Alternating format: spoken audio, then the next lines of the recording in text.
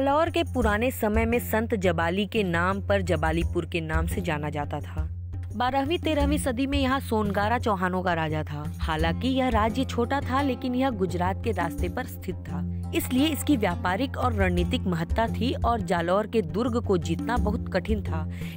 इसलिए जोधपुर के शासक अपना खजाना जालौर दुर्ग में सुरक्षित रखते थे।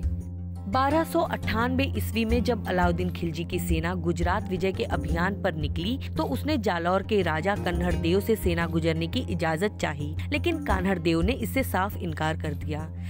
इस बात से खिलजी तुनक गया और गुजरात की तरफ बढ़ा और वहां लूटपाट कर सोमनाथ मंदिर में तोड़फोड़ की।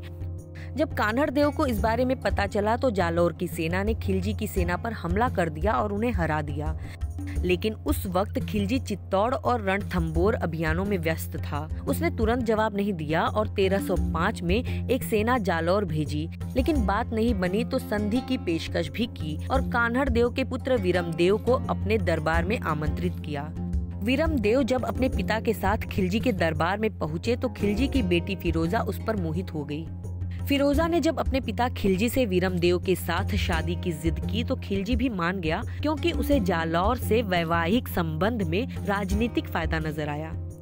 लेकिन वीरमदेव को जब फिरोजा के एक तरफा प्यार का पता लगा और खिलजी ने उसके सामने शादी और धर्म परिवर्तन की बात रखी तो उसने कहा चाहे उसकी जान चली जाए, लेकिन वो अपने वंश की प्रतिष्ठा को दांव पर नहीं लगाएगा और कभी भी तुर्क से वैवाहिक संबंध नहीं बनाएगा।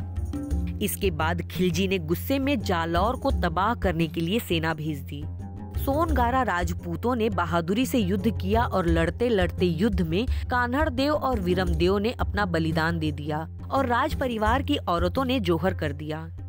कहते हैं कि वीरमदेव के कटे सर को शहजादी फिरोजा के सामने ले जाया गया और उसी सर के साथ कूदकर उसने भी अपनी जान दे दी।